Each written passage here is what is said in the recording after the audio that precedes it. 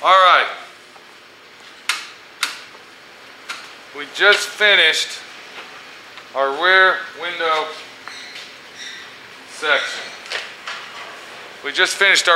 section.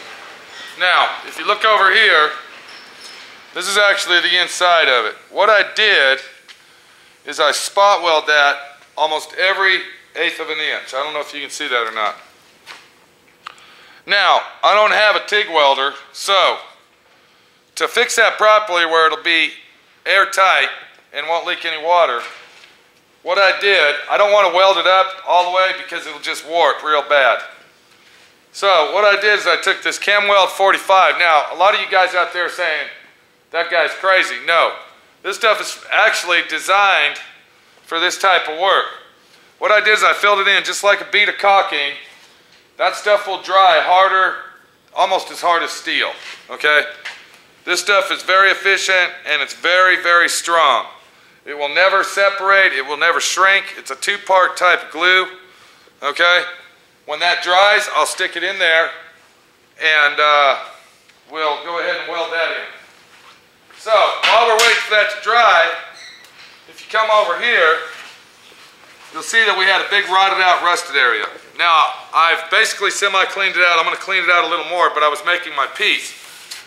So, to make my piece, what I did is I went ahead and made a cardboard template. Okay? Now, when I made the cardboard template, I put it over here and I took my finger and I rubbed the edges. And if you watch real close, I'm going to go ahead and do it on this.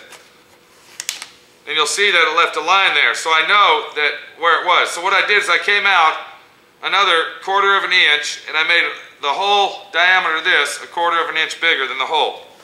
Now the reason for that is because I'm going to put this inside there and pull out on it. Now this is a good way to fix rust where you can't hold it on there or you can't get it where it's supposed to be. Okay? I took a piece of scrap steel and I spot welded it onto my piece. I went ahead and stuck it in there and I found my curve. And if you look real close, I made my curve to match this curve. So when you get ready to weld it, you stick it in the hole just like this.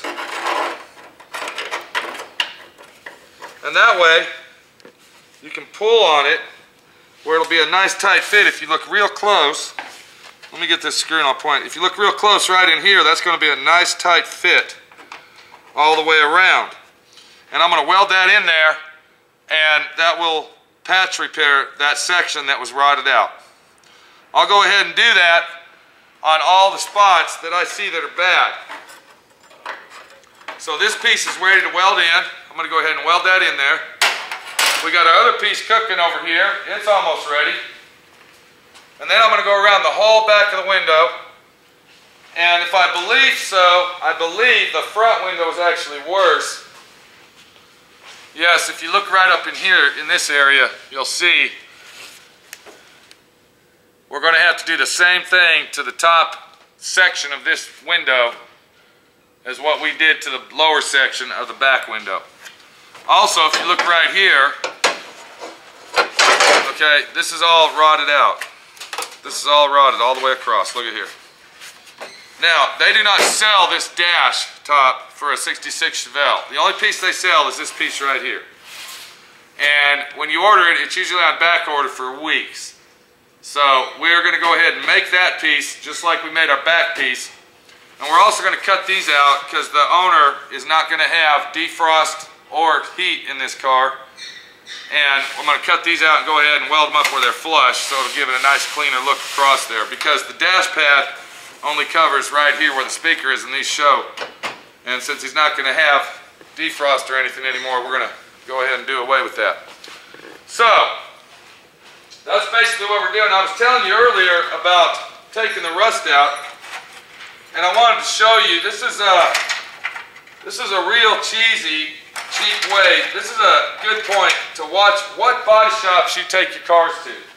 If you come over here, this is the rust that I took out of the bottom down here. Now I want to show you, okay, somebody had actually filled all this in with Bondo. This is the back side, that's the top side. But I was talking about foil earlier.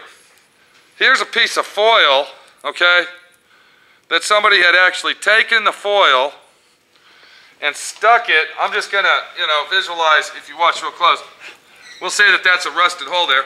They put the foil down in there like that, okay, and then filled it with Bondo.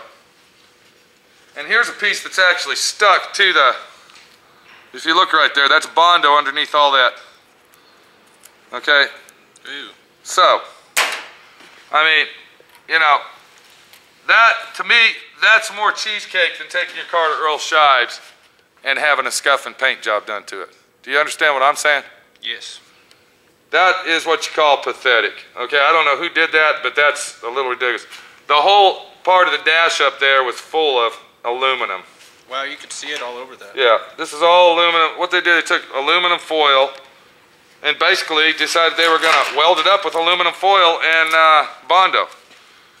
Now, we are going to have to compensate for our little rivets here, for our molding that goes around that window. And what we'll do, now, we're not going to use these screws here. We'll get some smaller screws. But what we'll do is get some small self-tapping screws and we'll screw the clips back on. And that'll be a nice outfit going there. I'll also use some butyl between the clip and the screw. It'll force itself in the hole and give it an airtight seal. So there you go. When you come across a body shop that decides they're going to use aluminum for welding, I don't know what to tell you. So let's get this job fixed right. Let's get it done, because we got a lot of work to do on our Pro Street. And we're going to come back and check out our rust repair on our back window in a little while.